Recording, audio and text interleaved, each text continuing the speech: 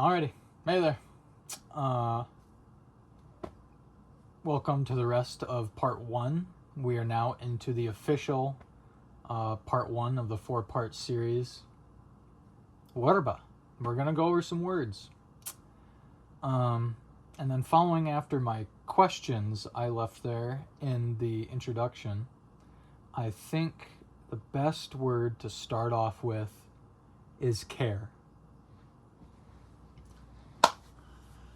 I would like to start by stating that each word I discuss starts out with its Latin meaning, or at least the best meaning of the word currently on the subject. The equivalent of what it would be in Latin, because that just happens. And I like Latin, and I've spent some time learning it, so... Anyways, the Latin word for care is cura, meaning care, anxiety, attention, or caution. It's a sense of being percipient and worried about an outcome. Propter curam meam in perpetuo periculo non eretis. By Cicero. It means, on account of my caution, care, you all will not be in perpetual danger. Poci viri de cura animi cogitabant. Wheelock's Latin Reader. It means, few men had thought about the care of the soul. Also, all Latin words, their definitions are being provided by Cassell's New Latin Dictionary from 1996. 1960. Care, as defined by Google in 2003, when I first started doing this, is the provision of what is necessary for the health, welfare, maintenance, and protection of someone or something. Serious attention or consideration applied to doing something correctly or to avoid damage or risk. Feel concern, interest, affection, or liking someone. Look after and provide for the needs thereof. Though I gotta say, even though it gives you a definition, I really find that online sources are lacking a lot of substance on the words. So, from the New Groyler Webster International Dictionary of the English Language Encyclopedic Edition of 1973, it defines care as to be concerned or solicitous. Solicitous is a state of solicitude, which is a state of attentive care and protectiveness. Or have thought or regard. To be concerned so as to feel or express objection with a negative, as, I don't care if I do. It also means to be inclined to, have an inclination or liking for, have a fondness or affection for, to make provision or look out for. Caru, Old English Gothic, it means grief, distress, anxiety, concern, or solicitude. Serious attention, heed, caution, watchful oversight, charge of an object of concern or attention. And I'd like to thank New Groyler for getting us into the meat of the word and getting you all ready for how repetitive this whole process is about to be.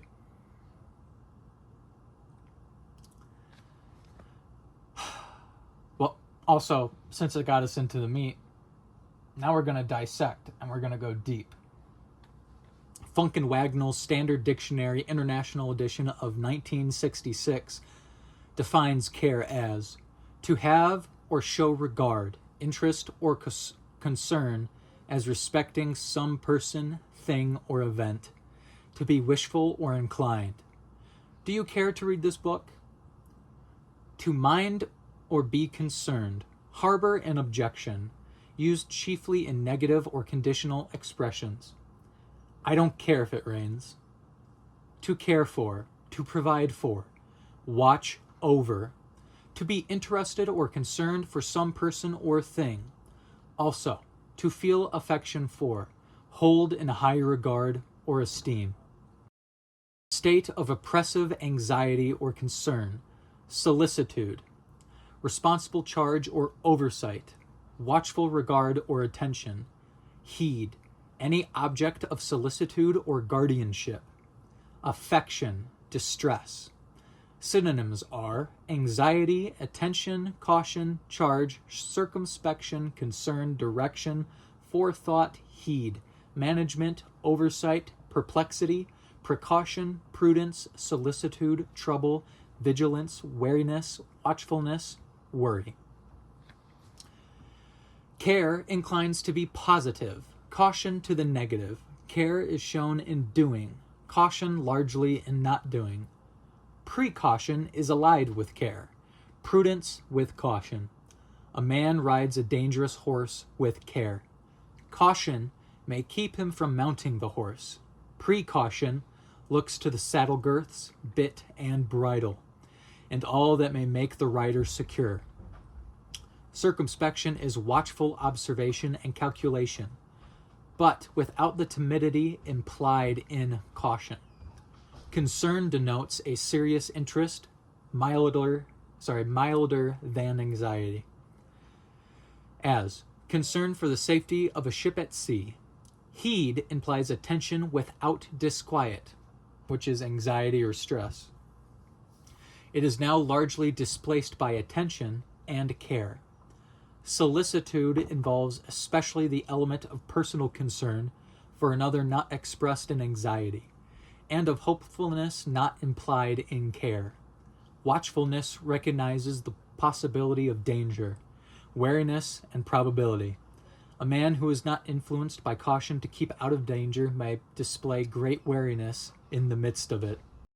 Care has also the sense of responsibility, with possible control, as expressed in charge, management, oversight, as these children are under my care. Antonyms are carelessness, disregard, heedlessness, inattention, indifference, neglect, negligence, omission, recklessness, remissness, slight. Thorndrake Barnhart World Dictionary of 1974 defines care as serious or grave mental attention, heed, caution, regard.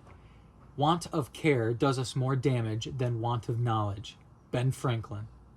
Watchful keeping, charge, a burden of thought, worry. Few people are free from care. Care is a cause of anxiety, unrest, etc. He has always been a care to his mother. An objection of concern or attention.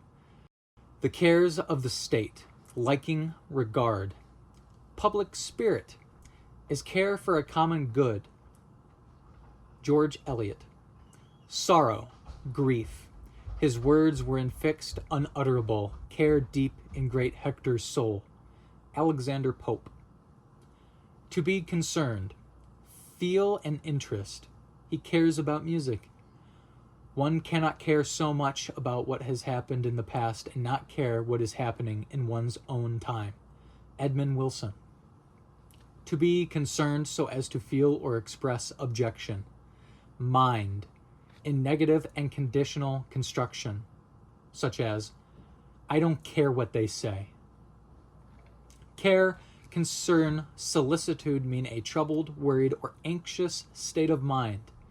Care suggests being burdened with heavy responsibilities or constant worries and fears.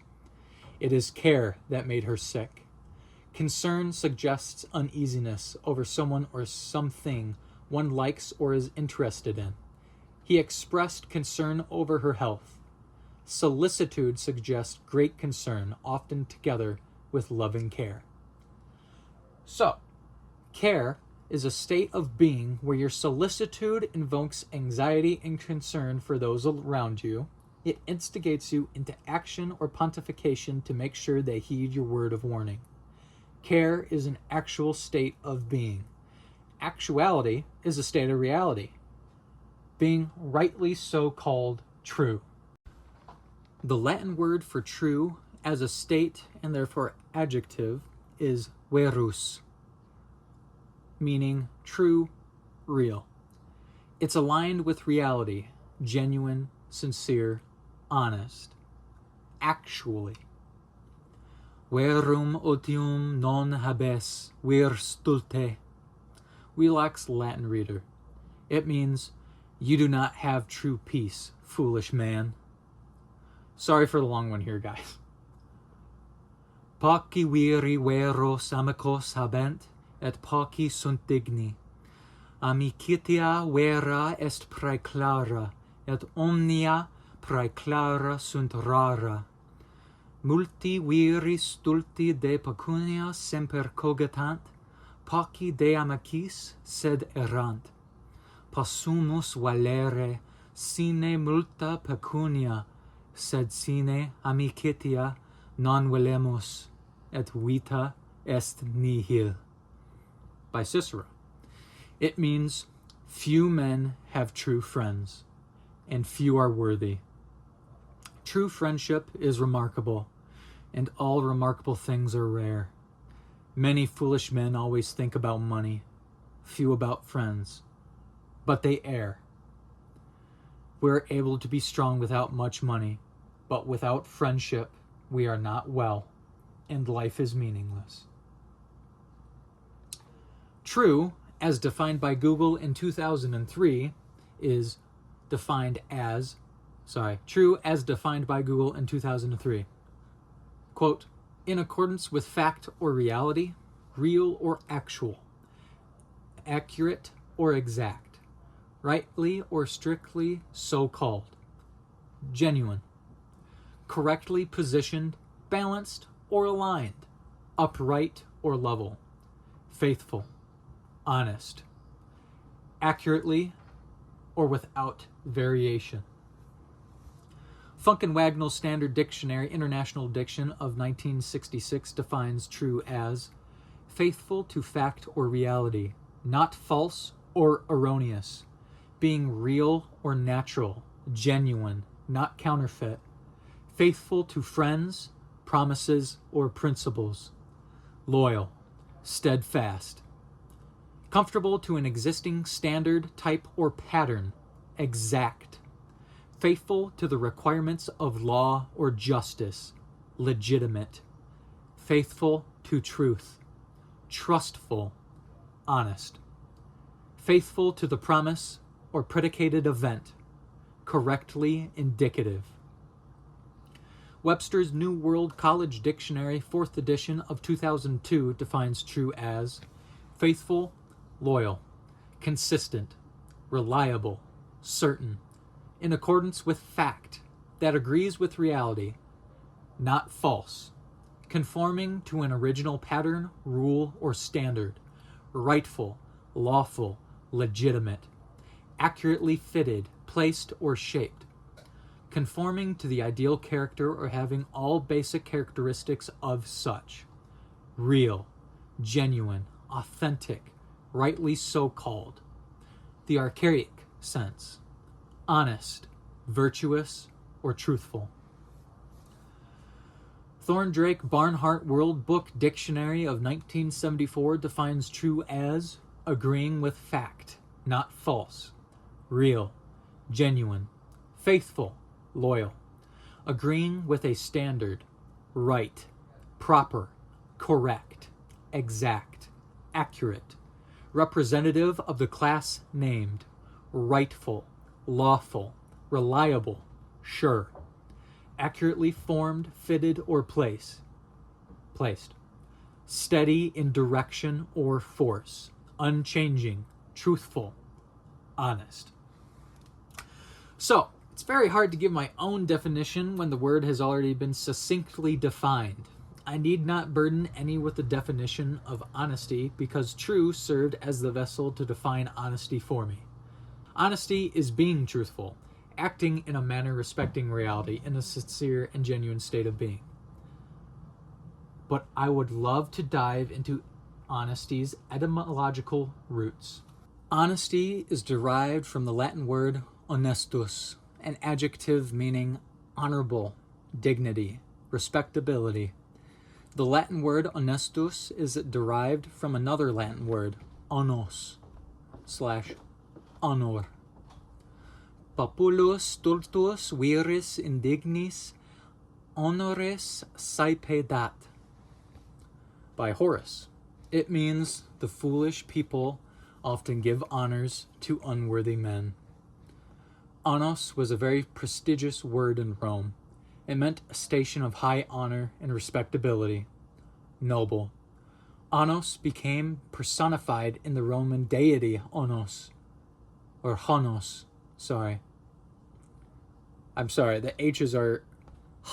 You have to really pronounce it. So it's honestos and honos or honor. Anyways, Honos became personified in the Roman deity Honos, who was the embodiment of honor. It was often a god of soldiers in the Roman military. Google in 2003 defines honor as adherence to what is right. It's a pretty simple definition, but as before in the prior entries, I will nonetheless continue to delve into the meat of the word and dissect it. Funk and Wagnall's Dictionary of 1980 defines honor as 1. High regard, respect, or esteem. 2. Glory, fame, credit. 3. Usually plural, an outward token, sign, act, etc., or regard of esteem. 4. A strong sense of what is right. 5. A reputation for high standards of conduct. 6. A cause or source of esteem or pride, to be an honor to one's profession. 7. A privilege or pleasure. May I have the honor of this dance. 8. Usually plural. Special recognition given to a student for superior scholarship, etc. 9. Chastity. 10. To pay homage. Random House Webster's College Dictionary of 1992 defines honor as 1. Honesty, fairness, or integrity in one's beliefs and actions. A code of honor. 2. A source of credit or distinction, to be an honor. 3. High respect as for worth, merit, or rank, to be held in great honor. 4. Such respect manifested, a memorial in honor of the dead. 5. High public esteem. Synonyms are honesty, integrity, sincerity. It refers to the highest moral principles. Honor denotes a fine sense of and a strict conformity to what is considered morally right or due. Honesty denotes moral virtue and particularly the absence of deceit or fraud. Integrity indicates a soundness or moral principle that no power or influence can impair. Sincerity particularly implies the absence of dissimulation or deceit and a strong adherence to truth. And now, I'd like to present the thoughts of writers on their interpretations of honor. Random House Webster's Quotationary of 1998, my birth year, gives us quite a few entries. By Cervantes in Don Quixote, written in 1605, "My honor is dearer to me than my life." Walter Lippmann, in his A Preface to Morals, written in 1929, "He has honor if he holds himself to an ideal of conduct, though it is inconvenient, unprofitable, or dangerous to do so." Publius Syrus, The Moral Sayings of Publius Syrus, 1st century A.D. "One who violates another's honor loses his own." Leonardo da Vinci, in his mottos and aphorisms. Who sows virtue reaps honor.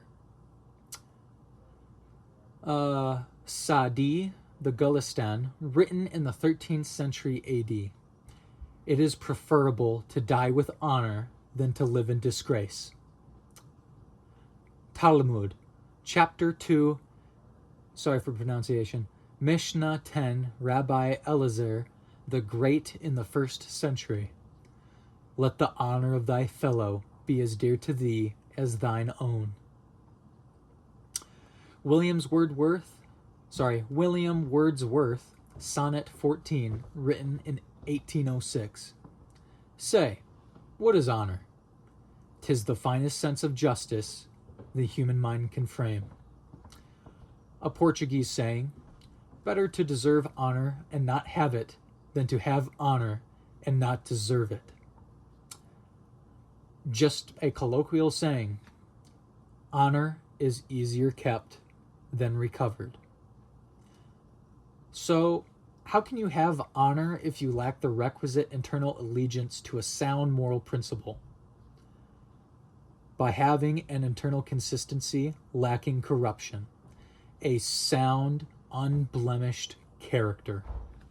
The Latin root for integrity is integer, meaning complete, whole, entire, intact, unspoilt, pure, fresh. Also, the Latin word integritas. It means an unimpaired state, soundness, healthy, uprightness, integrity, correctness. Se integros castos que conservare. Cicero. It means to preserve themselves whole and pure.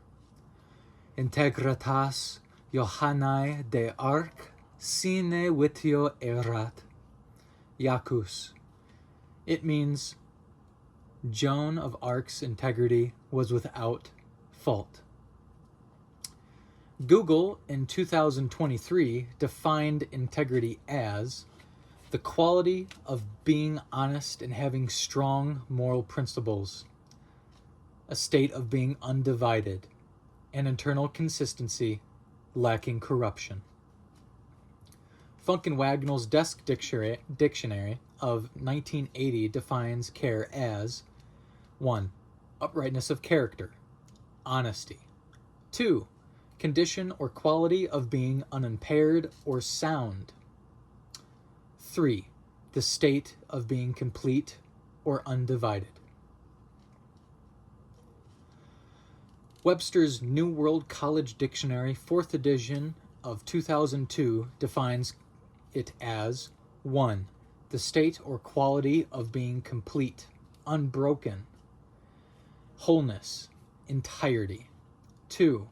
The quality or state of being unimpaired, perfect condition, soundness. 3. The quality or state of sound moral principle, uprightness, honesty, and sincerity. Luckily, integrity is nice and crisp in its meaning. So now we'll take another look at what writers from history think about integrity. Random House Webster's Quotationary of 1998. Ralph Waldo Emerson from the Journals of Ralph Waldo Emerson. Society has no bribe for me, neither in politics, nor church, nor college, nor city. Herman Hesse. Demian, The Story of Emile Sinclair's Youth, written in 1919. I wanted to try to live in accord with the promptings which came from my true self. Why is that so difficult? Samuel Johnson, History of Rasselas, Prince of Abyssinia, written in 1759. Integrity without knowledge is weak and useless, and knowledge without integrity is dangerous and dreadful. The cadet will not lie, cheat, or steal. nor tolerate those who do. West Point Honor Code, written in 1820. Just a saying, whatever happened to integrity? Now I know I already covered the word true, but true is a state of being, a quality, an adjective. But what about its noun form? What about it as a thing, a tangible thing? So now, I'd like to move on to the truth of the matter.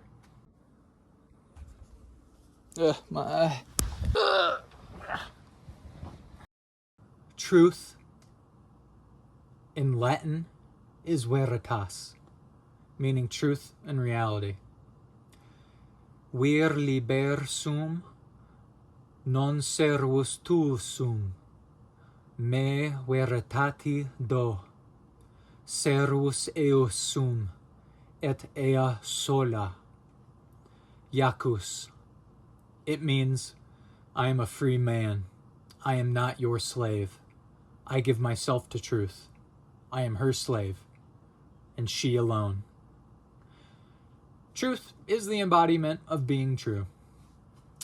Google in 2023 defined truth as, in accordance with fact or reality, rightly or strictly so called genuine, faithful, honest, accurately or without variation.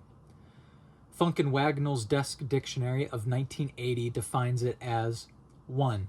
The state or character of being true in relation to being, knowledge, or speech.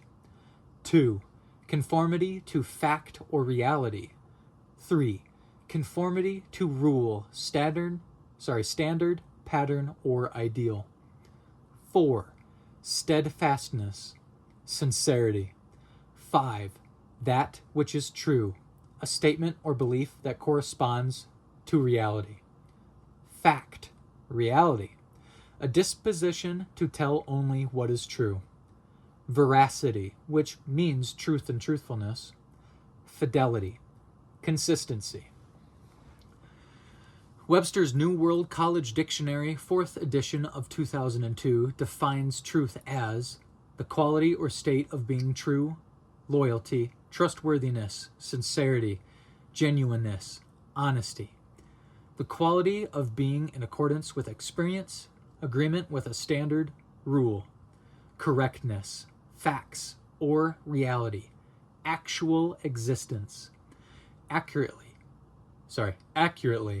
that which is true, a statement that accords with fact or reality, an established or verified fact or principle.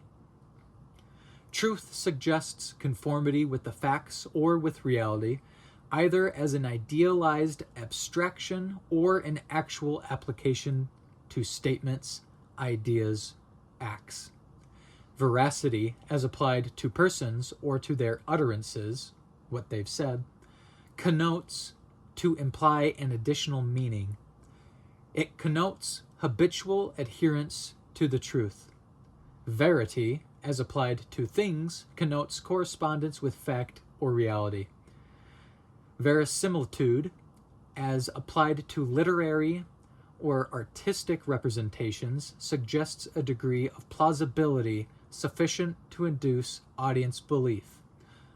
You can view verisimilitude as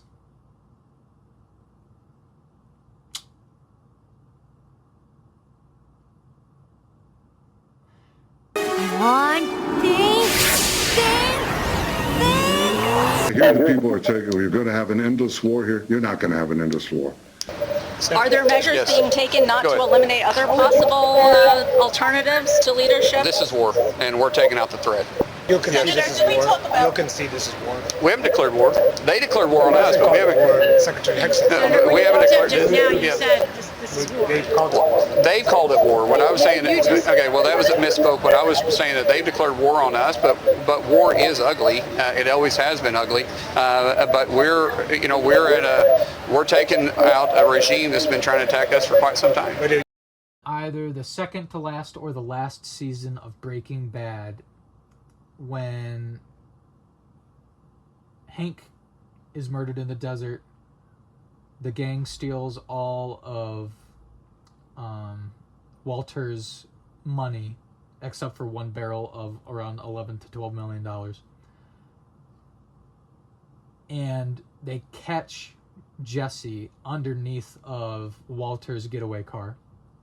They drag him out, and Walter tells Jesse to his face, "I watched your girlfriend overdose in the bed next to you while you were high and passed out."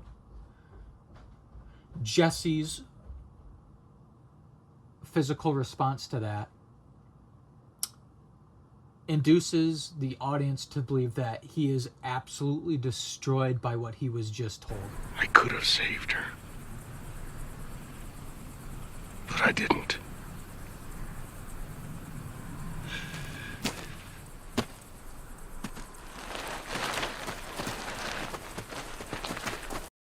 That's verisimilitude in the applied context provided by me, compounded with Webster's New World definition. Funk and Wagnall's Standard Dictionary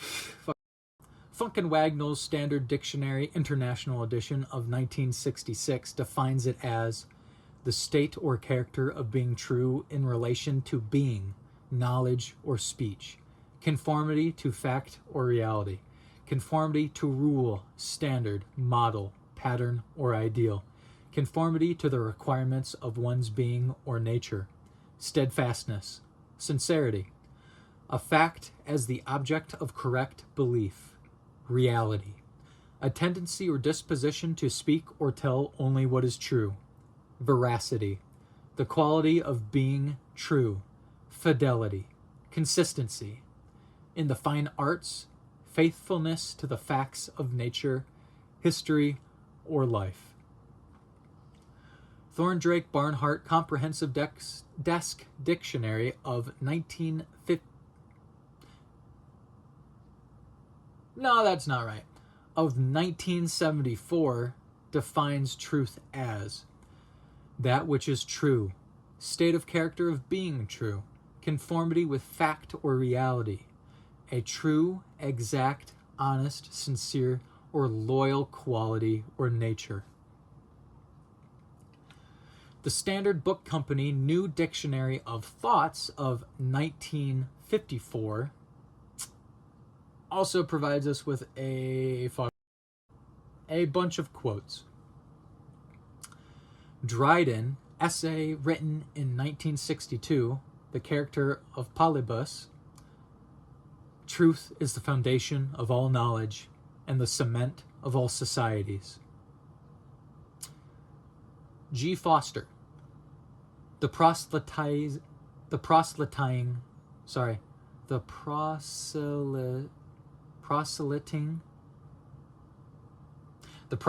spirit is inseparable from the love of truth, for it is the only effort to win others to our way of thinking.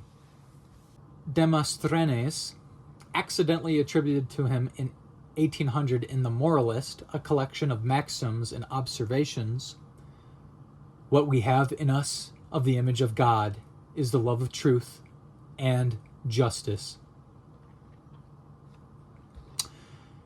Jacques Rousseau, Reveries of the Solitary Walker, written between 1776 and 1778. General abstract truth is the most precious of all blessings. Without it, man is blind. It is the eye of reason.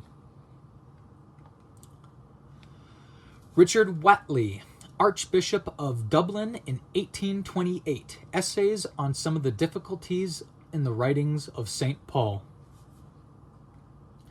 Everyone wishes to have truth on his side, but is not everyone that sincerely wishes to be on the side of truth. John Locke, of the Conduct of the Understanding. Truth, whether in or out of fashion, is the measure of knowledge and the business of the understanding. Whatsoever is beside that, however authorized by consent or recommended by rarity, is nothing but ignorance, or something worse. Pilate, in the Gospel of John, chapter 18, verse 38. What is truth? Ralph Waldo Emerson, Prudence, written in 1841. Every violation of truth is a stab at the health of human society. Horace Bushnell, The Dissolving of Doubts. There is no fit search after truth which does not, first of all, begin to live the truth which it knows. Stopford A. Brooke, Christ in Modern Life, Sermons, written in 1872. If 1,000 old beliefs were ruined in our march to truth, we must still march on. Joseph Parker, The People's Bible. Falsehood is in a hurry. It may be at any moment detected and punished. Truth is calm, serene. Its judgment is on high. Its king cometh out of the chambers of eternity. James Burr, The Dignity of Human Nature, written in 1754. You need not tell all the truth, unless to those who have a right to know it all. But let all you tell be true. Amiel, Journal in Time. Truth is not only violated by falsehood, it may equally be outraged by silence. H.L. Mencken, Essay of 1930, What I Believe. I believe that it is better to tell the truth than a lie. I believe it is better to be free than be a slave. And I believe it is better to know than be ignorant. John Galsworthy, Addresses in America, written in 1919. Honesty of thought and speech and written word is a jewel, and they who curb prejudice and seek honorably to know and speak the truth are the only builders of a better life. This is a Scandinavian name. Vilhjalmur Stephenson, The Standardization of Error, written in 1927. The most striking contradiction of our civilization is the fundamental reverence for truth which we profess, and the thoroughgoing disregard for it which we practice. Truth means a great deal to me, and when I am in a state that is antithetical to it, I hate myself. Jack. Just a few words ago, honor was ascribed as conforming to morally right conduct, and I find no word more suited to describe that type of conduct than virtue. The Latin root for the word virtue is virtus, meaning courage, virtue, manliness. Clementia et misericordia via vitae virtutes sunt, tibi vitam validem virtutem, et multos dies laetos dabunt. Iacchus. It means mercy and compassion are the way to a life of virtue. It will give you a strong life, virtue, and many happy days.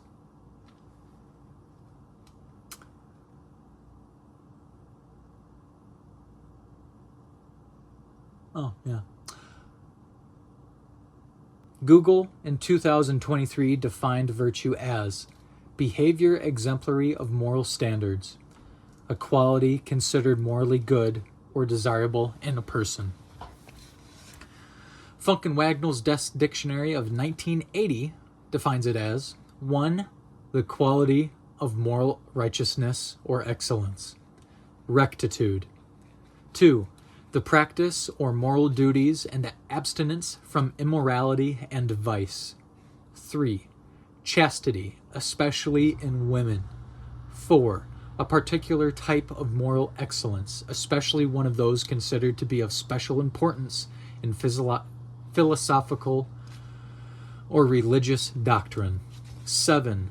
To seem to do freely or from principle what is or must be done necessarily. We regard virtue as acquired through self-discipline, and predicate it on human beings only. Goodness is an innate quality, and so may be ascribed to God as well as to man. Morality involves conformity to accepted code of right conduct. It is less elevated, but more concrete than virtue.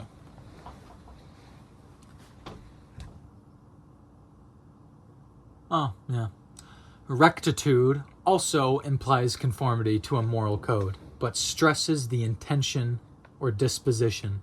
Hence, a man's morality may arise from fear of punishment or of censure, but his or her rectitude can come only from a love of the right and a conscious desire to follow it. Funk and Wagnall's Standard Dictionary, International Edition of 1966, defines it as 1. The disposition to conform to the law of right, moral excellence, rectitude. 2. The practice of moral duties and the abstinence from immorality and vice, a life devoted to virtue. 3. Consensual sexual purity, chastity, especially of women. My back hurts so much. 4.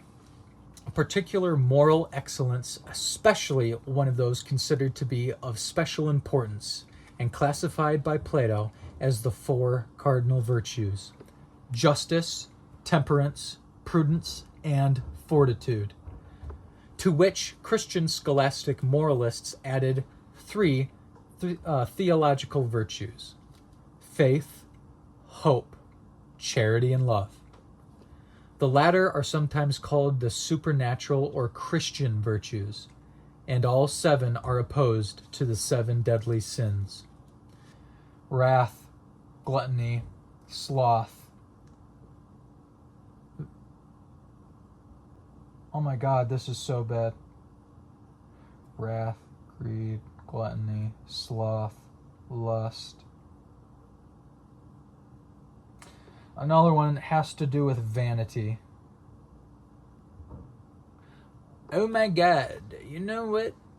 This is bad. So pride, greed, lust, envy, gluttony, wrath, sloth. Okay. Any admirable quality, merit, or accomplishment.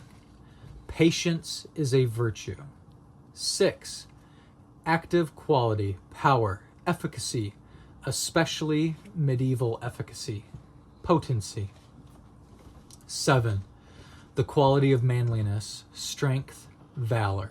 Synonyms are chastity, duty, excellence, faithfulness, goodness, honesty, honor, integrity, justice, morality, probity, purity, rectitude, righteousness, rightness, truth, uprightness, virtuousness, worth, worthiness. Virtue is a goodness that is victorious through trial, perhaps through temptation and conflict. Goodness may be much less than hardly virtue, as lacking the strength that comes from trial and conflict, or it may be mere than virtue, as rising above the possibility of temptation and conflict.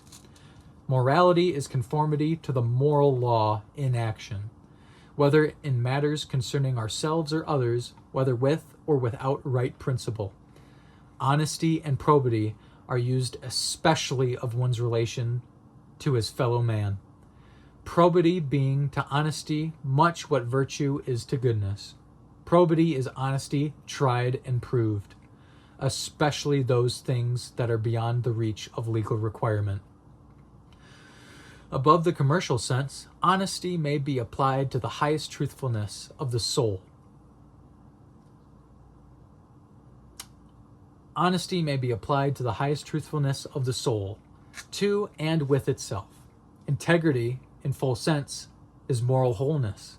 When used of contracts and dealings, it has reference to inherent character and principle, and denotes more than conventional honesty.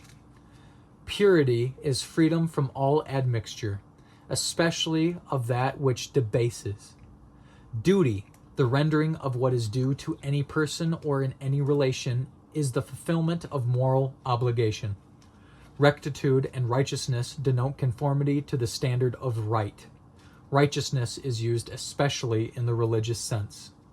Uprightness refers especially to conduct. Random House Webster's Quotationary of 1998. Jean-Paul Friedrich Richter, Lavana, The Doctrine of Education, written in 1804. If self-knowledge is the road to virtue, so is virtue still more the road to self-knowledge. Seneca the Younger, first De Constantia Sapientis, meaning on the firmness of the wise man, and then Epistulae Morales ad Lucilium, meaning moral letters of Lucilius. Fortune can snatch away only what she herself has given, but virtue she does not give.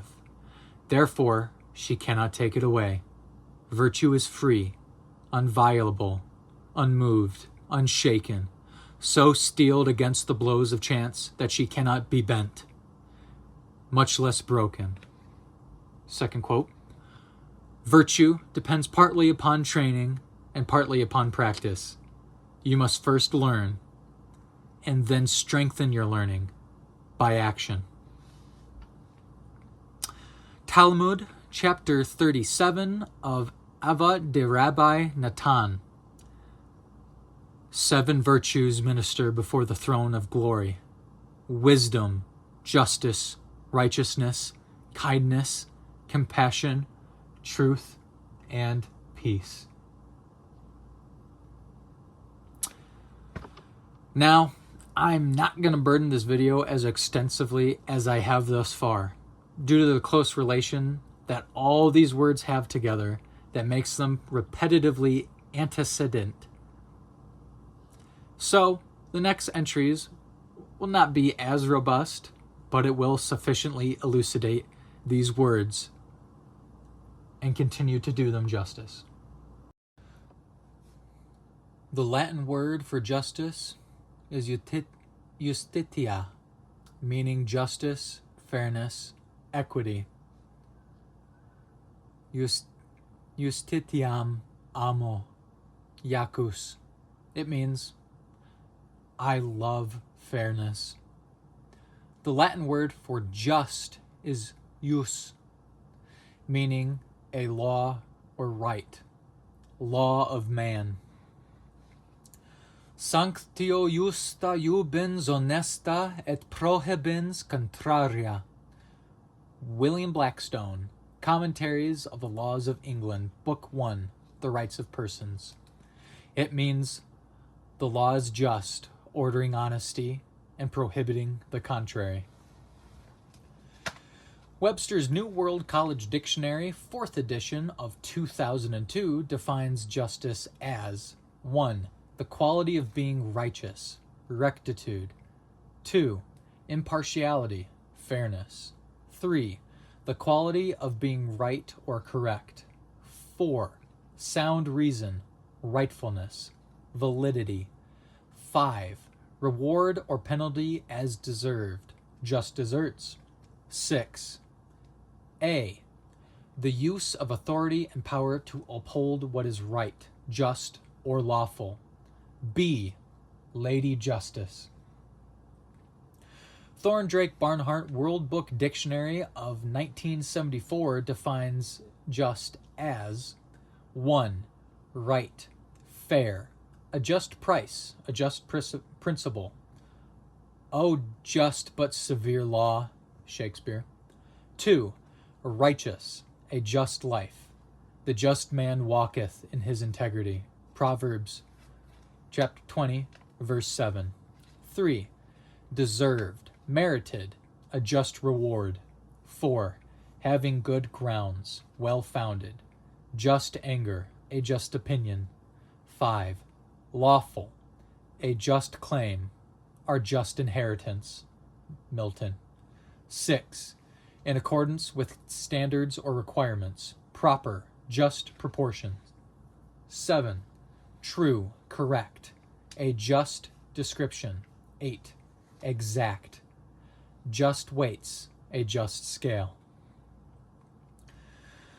Funk and Wagnall's Standard Dictionary International Edition defines justice as 1. Conformity in conduct or practice to the principles of right or of positive law, regard for or fulfillment of obligations, rectitude, honesty.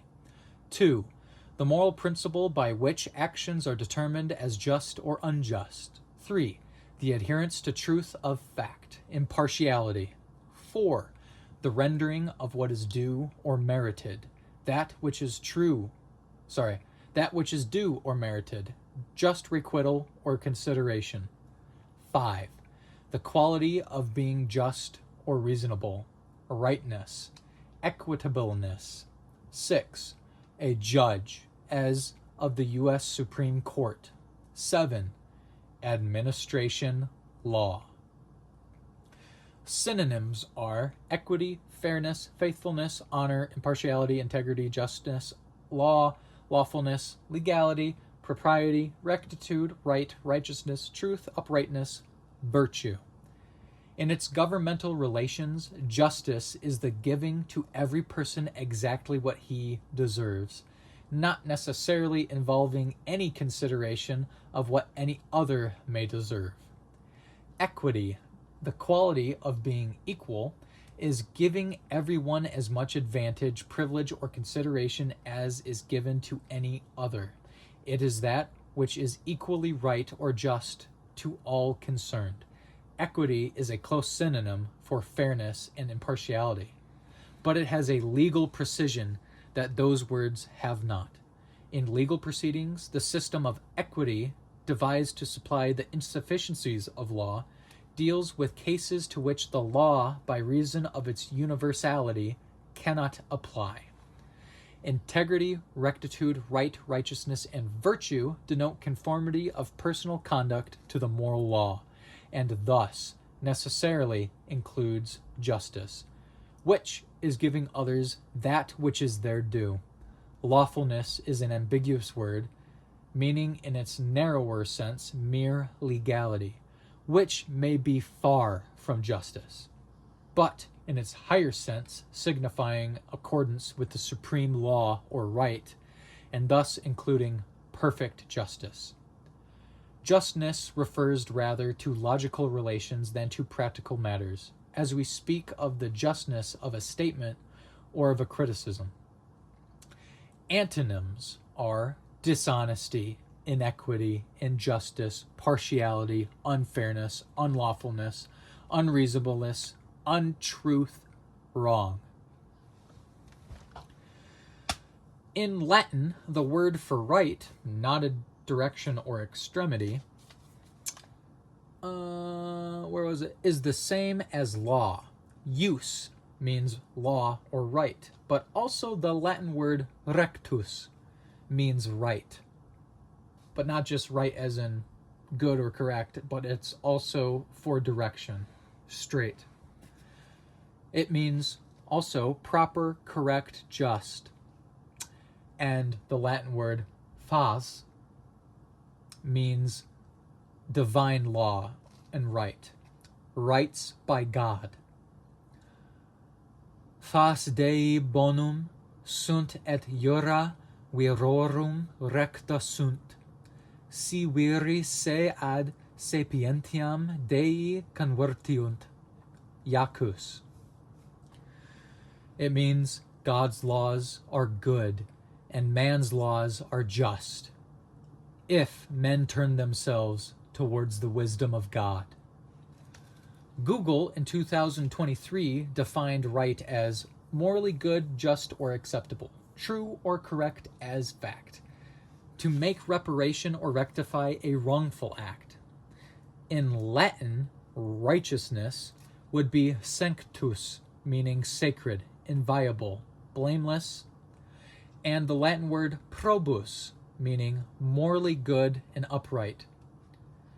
Jesus casam sanctam edificavit, vir probus erat, iacus, meaning Jesus built a sacred house. He was an upright man. Google in 2023 defined righteousness as the quality of being morally right or just, virtuous, very good, excellent. The New Groyler-Webster International Dictionary of the English Language Encyclopedic Edition of 1973 defined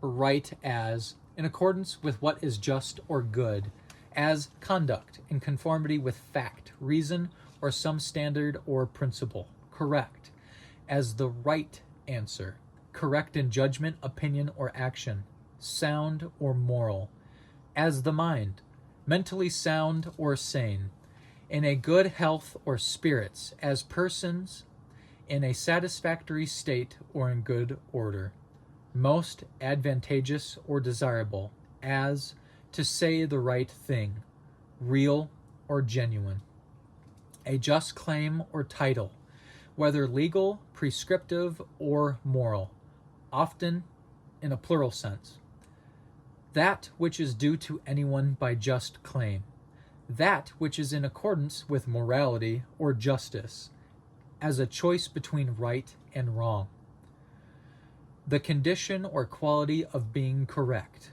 uprightly or righteously, those individuals who favor traditional practices and attitudes and who advocate the maintenance of the established social order, sometimes by authoritarian methods, correctly or accurately, as to hear right, by rights and justice or fairness, to bring or restore to an upright position, to put in a proper state or order, to bring into conformity with fact, correct, as to right errors, to do justice to relieve from wrong, to redress as a wrong, to resume an upright position. Funk and Wagnall Standard Dictionary, International Edition of 1966, defined righteousness as conforming in disposition and conduct to a standard of right and justice, upright, virtuous, blameless, morally right, equitable, right thinking. See synonyms under good, innocent, just, moral, virtuous. Now, the Latin word for rectitude is the same as the Latin word for probity, probitas. It means honesty, uprightness. Rectitude also means integritas, meaning unimpaired state, soundness, healthy, uprightness, integrity, correctness. And it appears I forgot to write a sentence with probitas.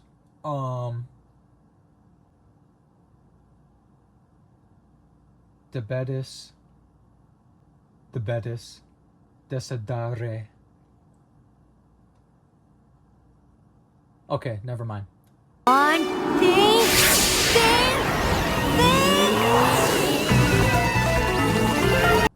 Probitas, desidare, debetis. You all ought to want probity.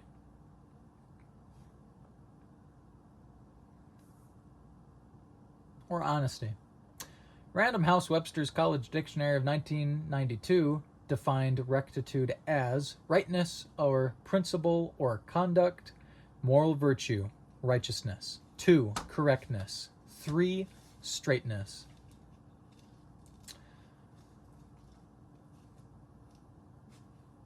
Also from Funk and Wagnall Standard Dictionary, International Edition of 1966, defines rectitude as rightness of principle or practice, uprightness, integrity, honesty, correct judgment, correctness.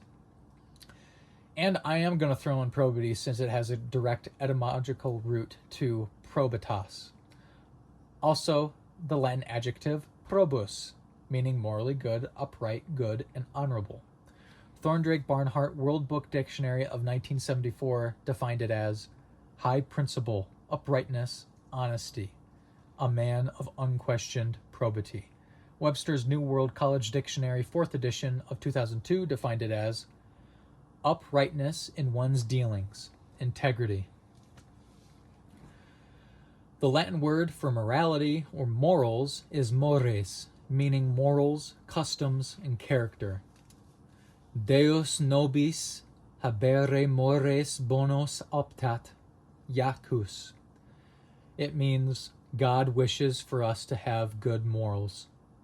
Google in 2023 defined moral as concerned with the principles of right and wrong behavior and the goodness or badness of human character, concerned with examining the nature of ethics derived from interpersonal behavior that is right or wrong, a lesson, especially one concerning what is right or prudent, that can be derived from a story, piece of information, or an experience. Funk and Wagnall's Standard Dictionary International Edition of 1966 defined it as 1. Pertaining to character and behavior from the point of right and wrong, and obligation of duty, pertaining to rightness and duty in conduct. 2. Conforming to right conduct, actuated by a sense of the good and right, good, righteous, virtuous. 3. Concerned with the principles of right and wrong, ethical, moral philosophy, moral values. 4. Acting or suited to act through man's intellect or sense of right, often opposed to physical, moral support. 6. Of or pertaining to the science or doctrine of human nature as fitted for conduct. Most writers on modern philosophy use the term to cover the entire sphere of human conduct, which comes under the distinction of right and wrong. 9. Capable of understanding the difference between right and wrong, a moral agent. Synonyms: dutiful, ethical, excellent, faithful, good, honest, honorable, incorruptible, just, upright, virtuous, right, righteous, pious. The Latin word for duty is officium, meaning respectful action, duty, allegiance, submission, deference, a job. Officium liberos viros semper vocabit. Officium liberos veros semper vocabat. Wheelock's Latin reader. It means duty was always calling free men. Google in 2024 defined duty as a moral and legal obligation, a responsibility, a task or action that is required to perform. Military service, regular work. The New Groyler-Webster International Dictionary of the English Language Encyclopedic Edition of 1973 defined duty as that which a person is bound by any natural, moral, or legal obligation to do or perform.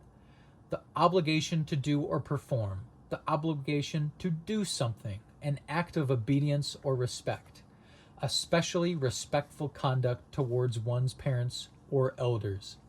Any task one is asked to perform. An action or task required by any business, office, or service. Active military service. A tax.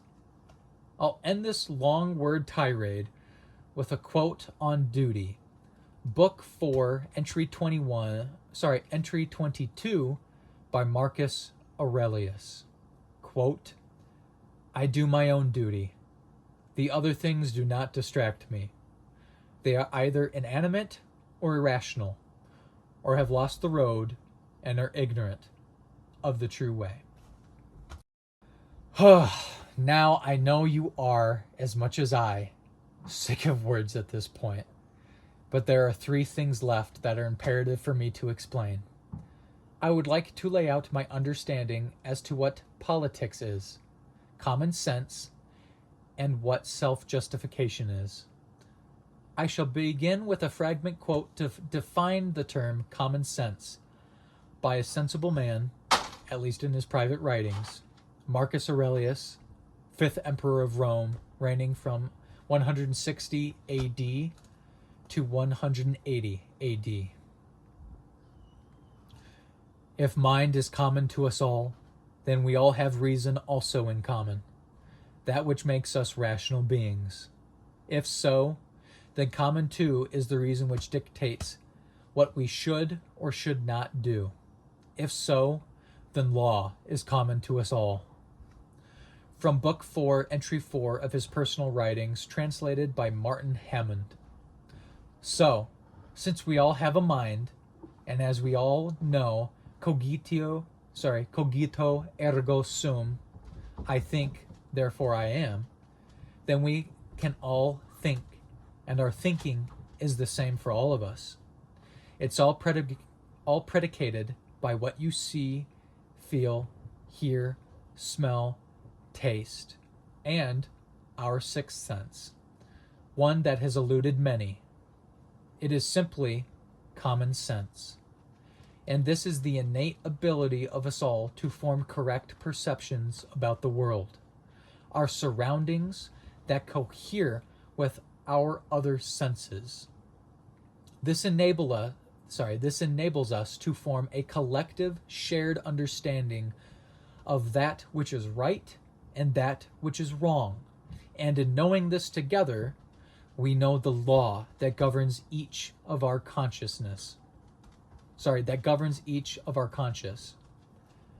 it is our mind distinguishing right from wrong. Self-justification is the process of an individual or a group attempting to justify their actions that are incongruent with fact or reality by the aid of cognitive dissonance. Cognitive dissonance is the contradiction of an agent's belief or sentiment not aligning with an agent's actions, such as a person holding the belief that foreign wars in the Middle East is bad, and to do so is a failure of diplomacy, whilst starting a foreign war in the Middle East and failing at diplomacy themselves. Our president will start a war with Iran because he has absolutely no ability to negotiate. He's weak and he's ineffective. So the only way he figures that he's going to get reelected, and as sure as you're sitting there, is to start a war with Iran. Now, I'm more militant and more militaristic than the president. A short time ago, the United States military began major combat operations in Iran. The president who delivers peace. I was the first president in decades who didn't start a war. And the worst, most incompetent, most corrupt president in history is going to drag us into World War III. Speaking of World War III, I'll keep you out of World War III. What would happen if we had a war? We won't, with me, but you will have World War III, I believe, without me. Or knowing that smoking causes cancer and is therefore bad for you, but you smoke anyway because you like the feeling. I was first introduced to these terms in the book Mistakes Were Made, but Not by Me, Why We Justify Foolish Beliefs, Bad Decisions, and Hurtful Actions, written by Carol Tavris and Elliot Aronson, two social psychologists. Carol's background, via Wikipedia, quote, Tavris received a bachelor's associate in comparative literature and sociology from Brandeis University and a PhD in social psychology from the University of Michigan. She has taught psychology at the University of California, Los Angeles, and the New School for Social Research. She is a fellow of the American Psychological Association, the Association for Psychological Science, and the Committee for Skeptical Inquiry. Tavris is also a member of the editorial board of Psychological Science in the Public Interest. Her articles, book reviews, and op-eds have appeared in the New York Times, the Wall Street Journal, and the Los Angeles Times, the Times Literary Supplement, Scientific American, and many other publications, and in my writing. In 2014, she began writing a column for Skeptic under the headline The Gadfly.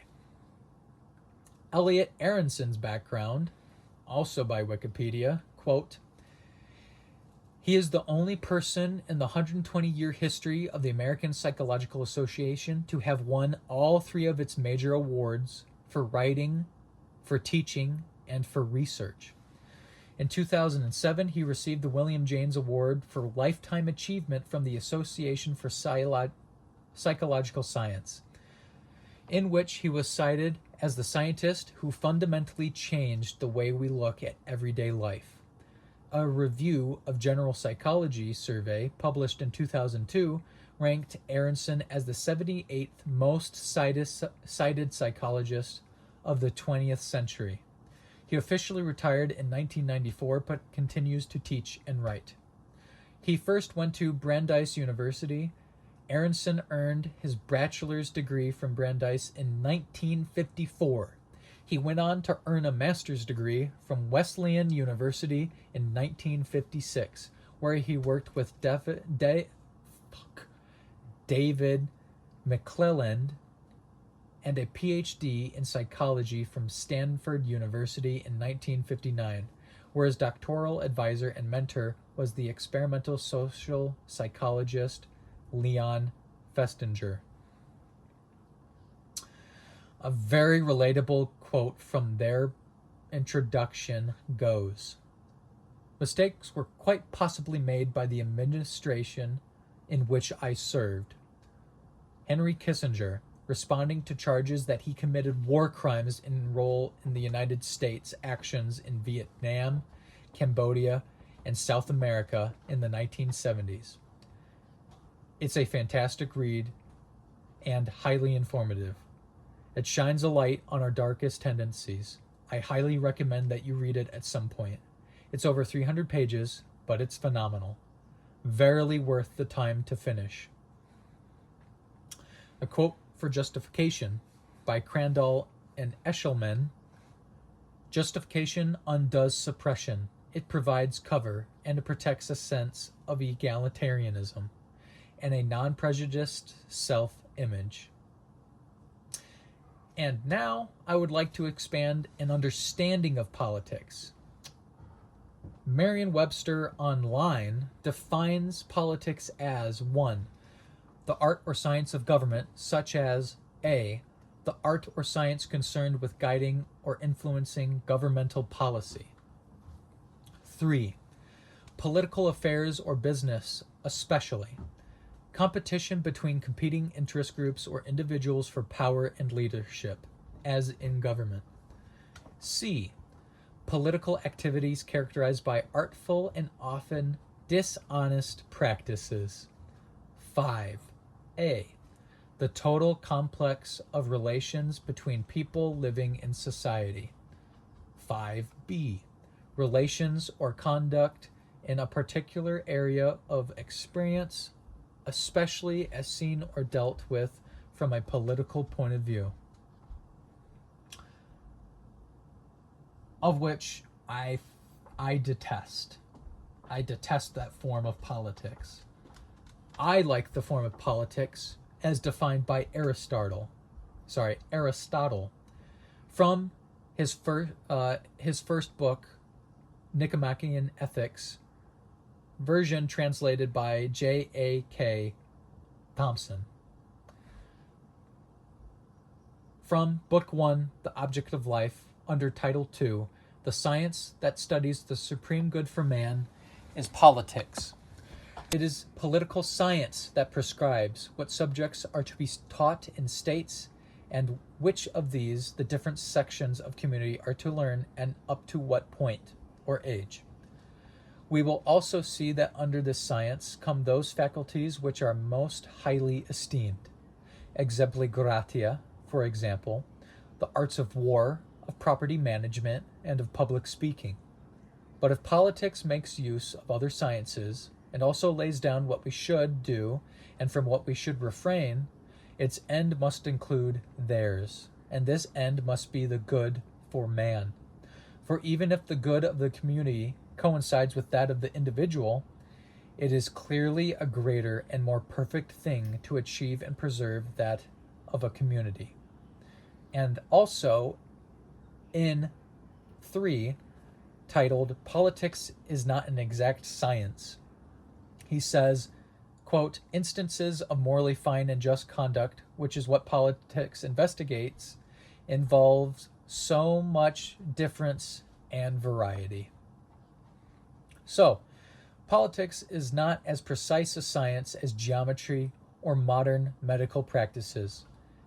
'Tis more akin to philosophy in that it is a wide field concerned with human principles of right and wrong, whose primary function is to permit what we ought to do and have a right to do, and to prohibit what we ought not to do and have a law to forbid. It is to provide for the well-being of a community and safeguard its individual members from those apart from the community and from those within the community. And with that, our words and terms being exhausted, or more so, exhausting me, I will leave off part 1 of this series with one of my favorite quotes from Thomas Paine's pamphlet's introduction, page 3, written in 1775, Common Sense, to lead us into the rest of the series and directly into part 2 of this video series, talking about Secretary of Defense of the United States of America, Pete Hegseth, and the Iran War. Perhaps the sentiments contained in the following pages are not yet sufficiently fashionable to procure them general favor. A long habit of not thinking a thing wrong gives it a superficial appearance of being right, and raises at first a formidable outcry in defense of custom. But the tumult soon subsides. Time makes more converts than reason.